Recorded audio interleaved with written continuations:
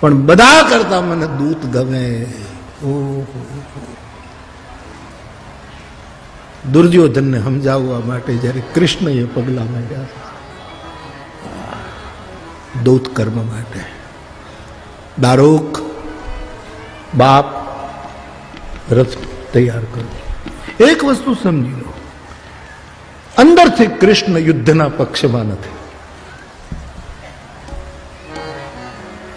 હાય રે ઇન્સાન કી મજબૂરિયાં, એક ફિલ્મની લીટી છે સાહેબ. મજબૂરિયાં બધાને હોય, મોટા માણસોને મજબૂરિયાં બહુ મોટી હોય છે, કોઈને કહેવાય નહીં, એને ચોરે ચૌટે એની ચર્ચાઓ ન થાય એવી મજબૂરિયાં. કૃષ્ણ યુદ્ધ પક્ષી હોઈ શકે નહીં. કૃષ્ણ પરમાત્મા છે, કૃષ્ણ પૂર્ણાવતાર. દ્રૌપદી યુદ્ધ પક્ષી હશે અવશ્ય, એનું અપમાન થયું છે, એને સહન કર્યું છે. દુર્યોધન તો હવે ઠીક બાબા, દુર્યોધનને તો શું વાત કરવી. ધૃતરાષ્ટ્ર એની જગ્યાએ બરાબર છે. અંધની આગળ આવ્યું એના મોભી કુંવરનું માથું. અને મને બહુ ગમતી વસંતભાઈ કડી, કૃષ્ણ કબાડી કાપવા આવ્યો ત્યારે કાગ કે નહોતું કપાતું. કૃષ્ણ કબાડી, સૌને પોતાનો પોતીકો હાથ વગો કૃષ્ણ હોય છે. અનેક રૂપ રૂપાય વૈષ્ણવે પ્રભવ વિષ્ણવે. કૃષ્ણ કબાડી કાપવા આવ્યો. કેવા કેવા શબ્દો ભગત. વનફળ નહોતું વેડાતું, રાત દિન તારી રાજ રમતનું રખોકું એને રખાતું. એની તો હું વાત કરતી છું.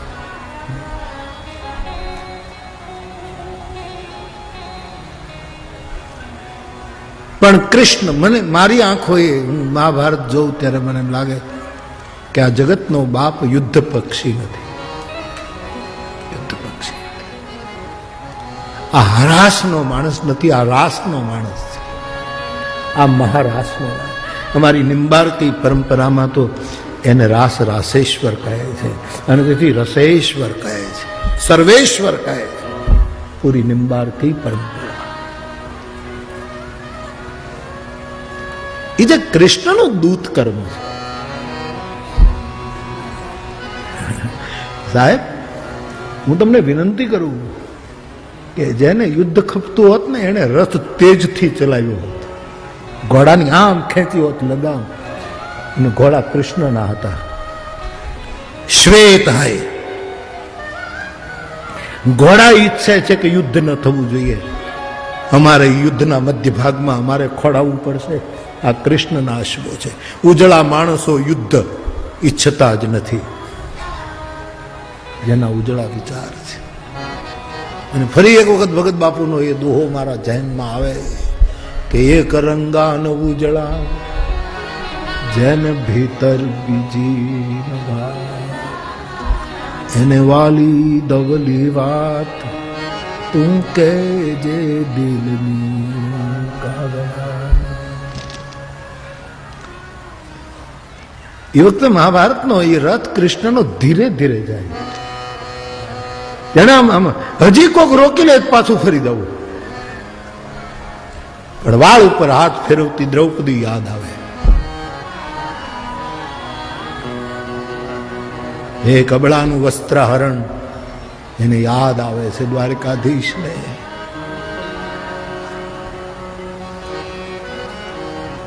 મેં કદાચ તમને અહીંયા કીધું કે સુરતમાં, મને ખબર નથી, દ્રૌપદીએ જ્યારે વસ્ત્ર ખેંચાતા હતા અને દ્વારકાવાસીને કહીને કીધું, જ્યારે કૃષ્ણ ઉતાવળો થયો દ્વારકામાં એના કરતા એનું પિતાંબર પહેલું ઉતાવળું થયું. અને કૃષ્ણને કીધું તું મોડો પડતો પડ, જલ્દી કર, નહીતર અમે અહીંથી ઉપડ્યા અને દ્રૌપદીને વીંટાઈ દઈશું. મહેબૂબ કી હર ચીજ મહેબૂબ હોતી હૈ.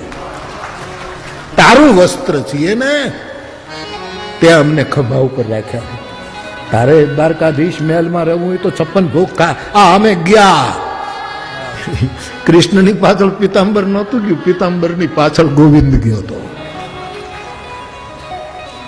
વસ્ત્ર લજ્જાનું પ્રતીક છે.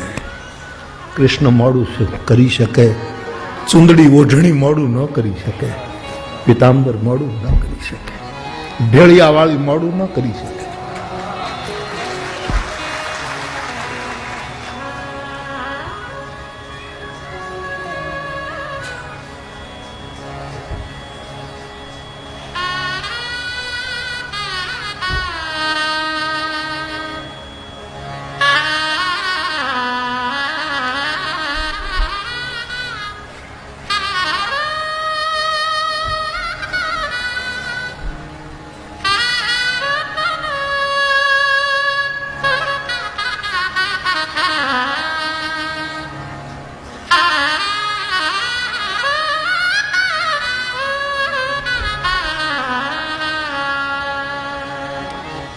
આજ ગોવિંદનો રથ ધીમે ચાલે, હજી કોક રોકી દે. જેમ દીકરી બાપનું ઘર છોડતી હોય ને આમ કેમ ધીમે પગલે જાય, કે હજી મારી માં કે દીકરા 2 દી રોકાઈ જાય તો હજી કોક આમ બોલે તો પાછી ફરી જાય.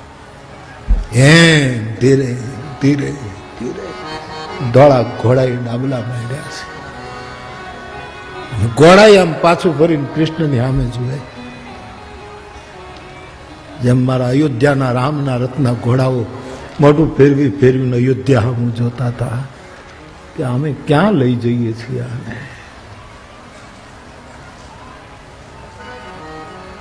બાપ આ બધા વેગ ઉપરથી, આ કૃષ્ણની ગતિ ઉપરથી મને એવું સમજાય છે કે કૃષ્ણ યુદ્ધ પક્ષી નથી, ગયા છે.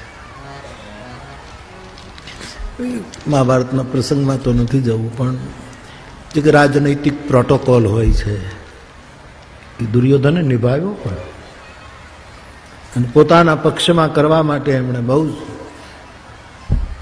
સારી રીતે સ્વાગતની યોજના કરી છે. બધું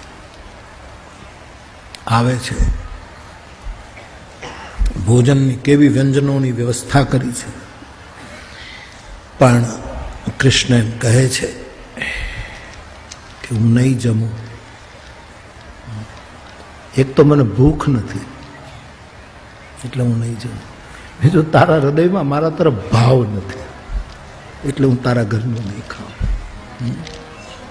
આવત હી હર્ષ નહીં, નઈ નમાં નહીં સને, તુલસી તહાન જાઈએ કંચન બરસે. મારી મજબૂરી છે તો જમશો ક્યાં? નારાયણ સ્વામી, નારાયણ બાપુની સંધ્યા.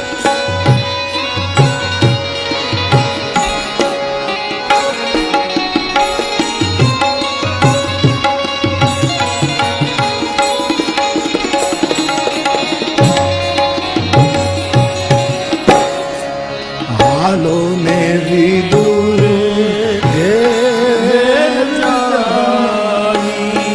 એવો ધવજી, હાલો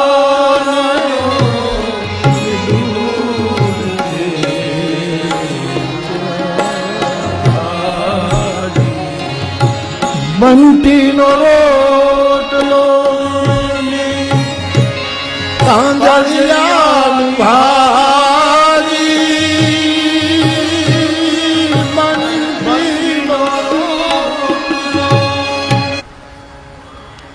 કૃષ્ણએ કીધું હું ભૂખ્યો નથી દુર્યોધન, અને તારામાં ભાવ નથી. ત્રીજું, મારા ઉપર કોઈ એવી મજબૂરી કે એવી વિપદ નથી આવી કે હું તારા ઘરનો રોટલો ખાઉં. હું ચાચાને ઘરે જઈશ. વિદુરાણી રાહ જોવે છે, જાય છે. સભામાં જ્યારે દુર્યોધન માનતો નથી, અને આપ કથા જાણો છો સાહેબ કે કૃષ્ણને પકડી લો એવો દુર્યોધન હુકમ કરે. પકડી લો આને, ગોરસ કી જાનો તું ગોરસ કી નહીં. તું ગોવાળીઓ છો, તને શું ખબર પડે રાજનીતિમાં? પકડો પકડો પકડો. અને જ્યાં પકડો પકડો કહ્યું, જ્યાં તો સુદર્શન તેદી હારે નહોતું, પણ જ્યાં હતું ત્યાં ફરવા માંડ્યું. તારી આ હિંમત! અંધના દીકરા, હું અમે ઘરે રહી ગયા એટલે મરી ગયા છીએ? મૂકીને ગયો તો સંધિએ અને રાજદૂત માટે ગયો તો, અને સુદર્શન ક્યાં આમ ચક્કર ચક્કર ફરવા માંડ્યું તું તે દિવસે. અને કૃષ્ણએ ત્રિભુવન વિમોહિત સ્મિત એનું જે એની જે એને પેટન્ટ કરાવેલું હતું, ત્રિભુવન વિમોહિત સ્મિત એનું પેટન્ટ, એવું કોઈ મુસ્કુરાઈ ન શક્યું જગતમાં. એવું હાસ્ય કરીને કીધું તો પકડી લે સાહેબ, લે.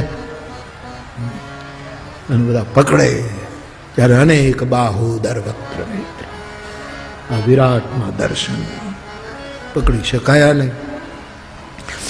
સંધિ નિષ્ફળ ગઈ, યુદ્ધ અનિવાર્ય બન્યું. અને પછી પ્રોટોકોલ પાછો દુર્યોધને સાચવ્યો, પાછો ખેલાડી હતો રાજનીતિનો, પ્રોટોકોલ સાચો કે રાજદૂતને વિદાય આપવા જવું જોઈએ. પછી એને પસંદ કર્યો કોને મોકલું વિદાય આપવા માટે સીમા સુધી. અને કૃષ્ણ એમ કીધું કે તું પસંદ ન કરી શકતો તો તારો પ્રોટોકોલ પણ રહી જાય અને હું પસંદ કરી લઉં. વળામણા કરવા કોણ આવે? કોણ? સૂર્યનો દીકરો. કર્ણને મોકલ, મારે બે વાતો કરવી છે એની હારે. અંધારું નહીં સમજી શકે, કદાચ અજવાળું સમજી જાય તો. હા, કર્ણને લીધો છે. હા ને પછી બે જણા ભેગા થાય એટલે પછી બાપ વ્યાસને બાંધવો પડે, વ્યાસને પકડી રાખવો પડે. અને એને એને એને એને કેમ રાખ? વ્યાસની લેખની મહાભારતમાં જે રીતે ઉપડી છે ને એવી કાંઈ નથી ઉપડી.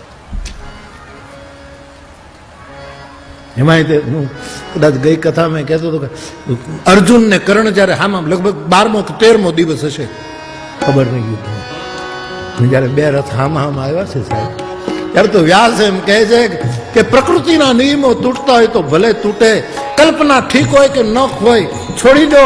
ઋષિ કોઈને આધીન ન હોય, કવિ કોઈના કાબુમાં ન હોય, અને તેથી એને પોતાનું કવિપણું નું સ્વાધીનતા જે રજૂ કરી કે આજ મને એમ લાગે છે એક હારે બે સૂરજ હામ હામ આવે છે. અને પૂછ્યું વ્યાસને લખતી વખતે ગણપતિએ કે બે સૂરજ પૃથ્વી ઉપર તમે લાવ્યા કે હું કવિ છું? બળબડ કરીમાં ન સમજાય તો રજા લઈ લે અઠવાડિયાની. બાકી બે સૂરજ તો પછી ઓલો ઉપર છે એ તો સાક્ષી છે કે બે સૂરજ હતા એને ખબર છે, અને બાપને છોકરાની ખબર ન હોય. આ એનો દીકરો છે. આમથી અર્જુનનો રથ અને સારથ છે ગોવિંદનું, અને તોય ચહેરા ઉપર ત્રિભુવન વિમોહિત સ્મિત. અને અહીંથી અર્જુનનો રથ સારથ્ય શાહી.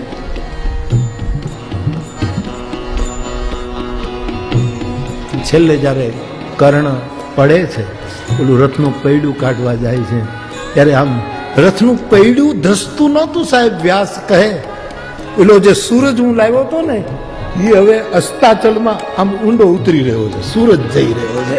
પૈડું ન જાય, આજ એક સૂરજ જઈ રહ્યો છે. હવે અંધારા થશે, હવે અંધારા.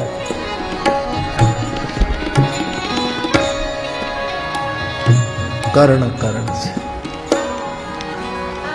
મહાભારતનું મારે મને પક્ષપાતી કહેવો હોય તો એ કહી દો, મને ખબર નથી. ઘણાએ કર્ણનો પક્ષપાત કર્યો છે, અને તો બહુ તટસ્થ ન્યાય કહું છું. કર્ણ કર્ણ છે.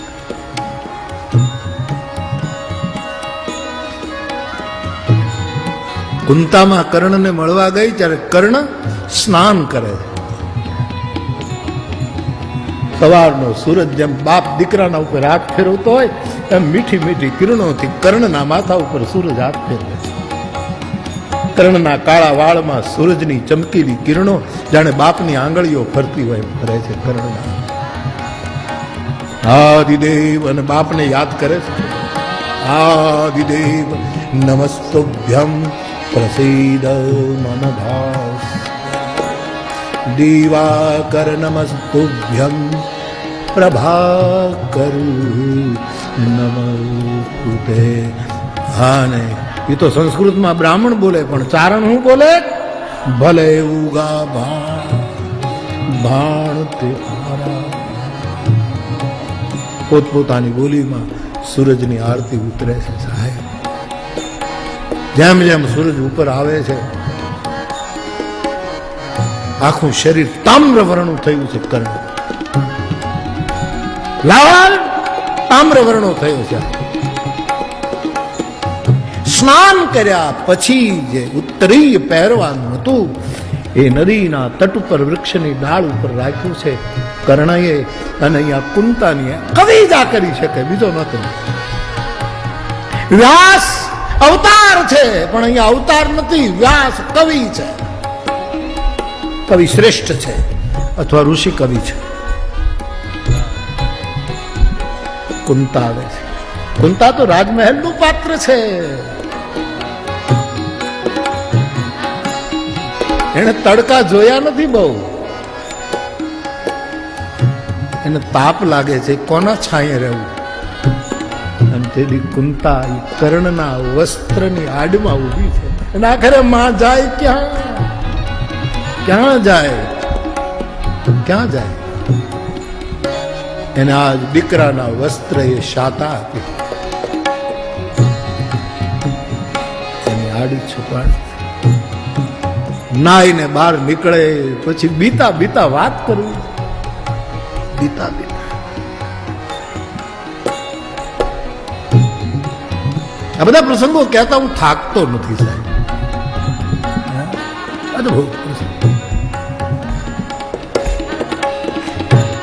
છેલ્લો અર્ઘ આપે,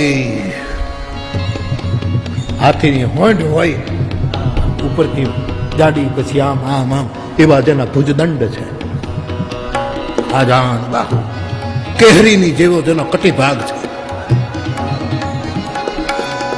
વિશાળ વક્ષ છે. સુરત થોડોક ઉપર વયો ગયો છે પણ બાપને એમ થાય છે કે પાછો થોડોક 2 સોટિયાવા પાછો વયો જાઉં અને એક વખત છાતી જોઈ લઉં. પણ પ્રકૃતિના નિયમો બદલી જશે એટલે બાપ મજબૂર બેનો નહીતર આટલો ઉપર ગયા પછી હામો જવાની ઈચ્છા થઈ કે જરાક જોઈ લઉં, આની છાતી હું જોઈ લઉં.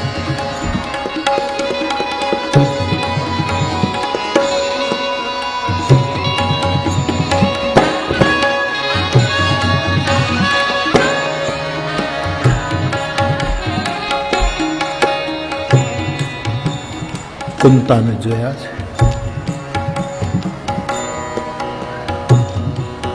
ઓળખી ગઈ.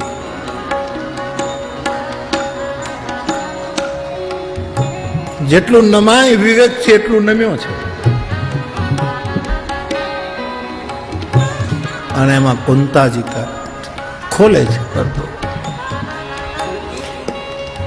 કે હે કૌંતેય, બાપ તું કૌંતેય છો, તું જ્યેષ્ઠ પાંડવ છો. નહીં, કૌંતેય નથી, હું રાધેય છું.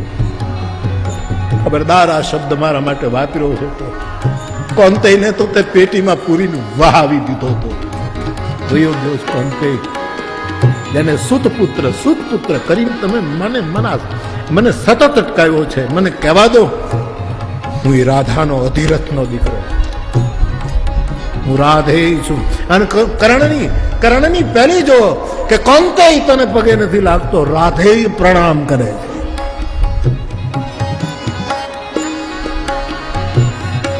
ઘણું બધું સમજાવે છે.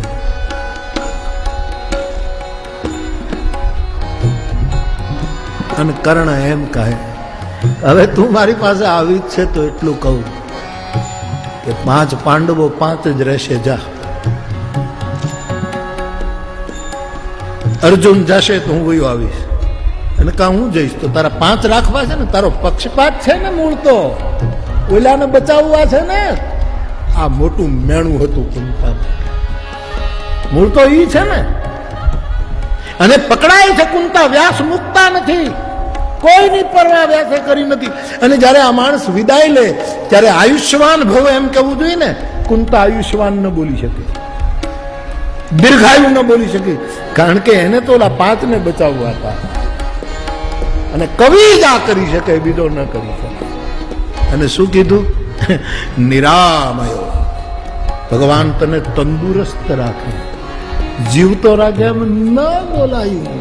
હેતુ રે વિનાના ન હોય હે, આ જગમાં હેતુ રે વિનાના.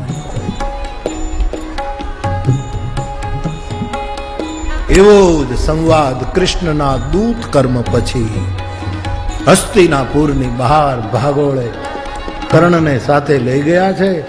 રથ રોકાયો છે. આન પછી કર્ણ કહે કે વાસુદેવ લો હવે રામ રામ, હવે મળશું,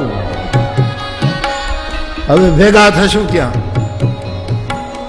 અને ભગવાન કરે એ વખતે મને સૂત પુત્ર કઈ કઈ કોઈ અટકાવે નહીં. પછી ખબર પડે મને એક વખત હામાં આવવા દો. અને કૃષ્ણએ સ્વીકાર્યું છે. અર્જુનને કીધું છે મહાભારતમાં વ્યાસના શબ્દોમાં કે તું બોલ બોલ બહુ કરમાં. આ જેદી વિફીરો સૂર્યનો દીકરો તેદી મારું ગાંડી, મારું સુદર્શન અને તારું ગાંડી બે પડ્યા રહેશે ને બેયના ભૂકા કાઢી નાખશે. તું આને નબળો નહીં ગણતો. આ શબ્દો વ્યાસે કીધા છે.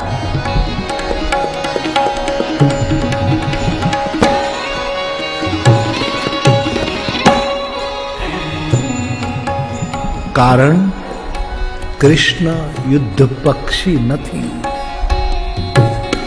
એટલે પ્રલોભન આપે છે કે હજી આ મારું માની યુદ્ધ ટળે તો બહુ સારું. સાહેબ, કોકના માથા ઉપર વ્રજમાં વૃદ્ધના માથા ઉપર શ્રમ કરતા કરતા પરસેવાના બિંદુ આવે તો કૃષ્ણની આંખમાં આંસુ આવતા એવા પ્રસંગો છે. દોડીને યશોદાના હાડલામાં હંતાતો હતો અને માં કહે લાલન તને શું થયું? કે આપણા ગામનો બુઝુર્ગ, એને હજી આટલો પરિશ્રમ કરવો. પરસેવાના ટીપાથી જે બી જાય એ લોહીના ટીપા જોઈ શકે નહીં. આ જુદું ખેલ હતો, પણ નિયતિ જુદી. हाय रे इंसान की मजबूरियां, इंसान की मजबूरियां. मारे मूળ કહેવું તો કૃષ્ણ યુદ્ધ પક્ષી નથી. એટલે તો ગાંધારી શ્રાપ આપે છે ત્યારે હસ્તે મુકે સ્વીકારી લે છે કે મારા આખાનો નાશ થયો ને, આટલા દિવસમાં તારા આખાનો નાશ. અને તેથી પગે લાગીને કબૂલ કર્યું કે સ્વીકાર છે, તારા વચનો આર્ય નારી સાચા પડો. આવું સ્વીકાર. કૃષ્ણ પ્રલોભનો આપે એવો પુરુષ નથી, પણ પ્રલોભન એટલા માટે આપે છે કે જો યુદ્ધ અટકી જાય. પણ આને ફોડી શકાય એમ હતો નહીં. ધર્મદૂત, દેવદૂત, કાળદૂત, રાજદૂત, રામાયણનો ઉમેરેલો રામદૂત, કાલિદાસની વાત, મેઘદૂત અને મહાભારતનો એક દૂત ભગવાન કૃષ્ણ દૂત. તો